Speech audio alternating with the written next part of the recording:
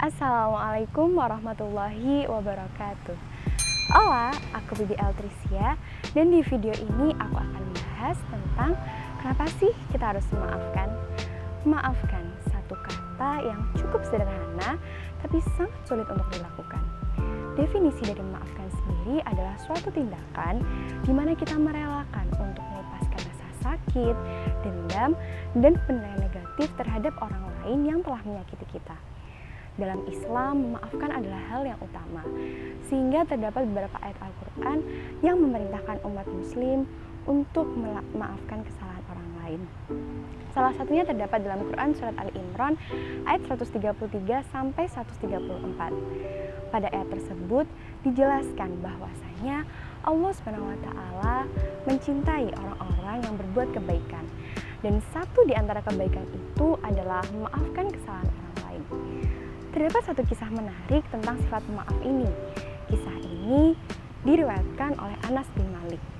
Pada suatu hari, Rasulullah SAW bersabda kepada para sahabat, "Akan datang kepada kalian seorang laki-laki penghuni surga." Tak lama setelah itu, datanglah seorang laki-laki Ansor yang wajahnya masih basah oleh air wudhu dan tangannya memegang sandal jepit. Melihat itu, para sahabat bertanya-tanya, hal apa yang istimewa dari orang itu sampai ia disebut sebagai penghuni surga oleh Rasulullah dalam 3 hari berturut-turut. Akhirnya, seorang sahabat yang bernama Abdullah mendatangi laki-laki itu dan berkata, "Wahai saudaraku, sesungguhnya aku telah bertengkar dengan ayahku dan aku berjanji untuk tidak mendatanginya selama 3 hari. Bolehkah aku menginap di rumahmu?" Lalu laki-laki itu mengizinkan Abdullah untuk tinggal di rumahnya. Selama 3 hari, Abdullah mengamati amalan dan ibadah yang dilakukan laki-laki itu. Namun, ia tidak menemukan hal yang istimewa. Laki-laki itu tidak puasa sunnah, tidak sholat sunnah, dan bahkan baru bangun ketika azan subuh berkumandang.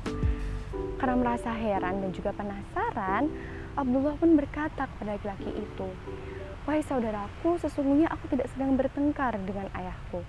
Aku menginap di rumahmu karena aku ingin mengetahui hal apa yang kau lakukan hingga Rasulullah menyebutmu sebagai penghuni surga." Mendengar perkataan Abdullah, laki-laki Ansor itu tersenyum dan menjawab, "Seperti yang kau lihat, aku memang tidak memiliki amalan khusus. Yang aku lakukan hanya memaafkan orang lain dan menghilangkan rasa benci, iri, serta dengki kepada semua orang." Masya Allah, dari kisah tadi kita dapat mengetahui bahwa Allah SWT begitu mencintai orang yang memaafkan. Dan bisa jadi ibadah-ibadah sunnah yang selama ini kita lakukan sia-sia. Kenapa?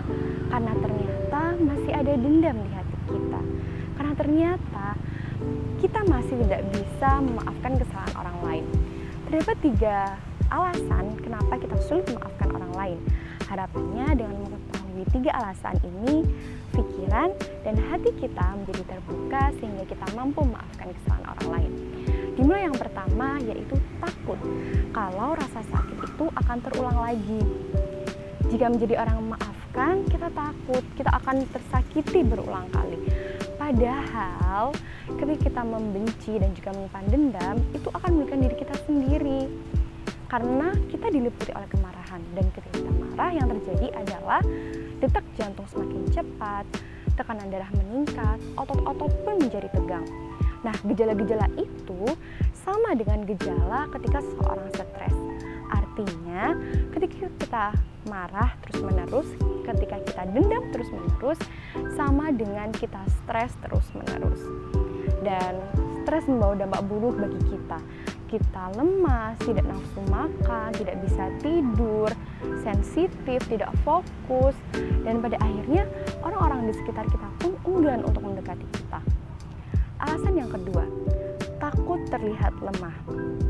Biasanya, orang yang mudah memaafkan kesalahan orang lain dipandang sebagai orang yang tidak memiliki pertahanan diri yang kuat. Padahal yang terjadi justru sebaliknya.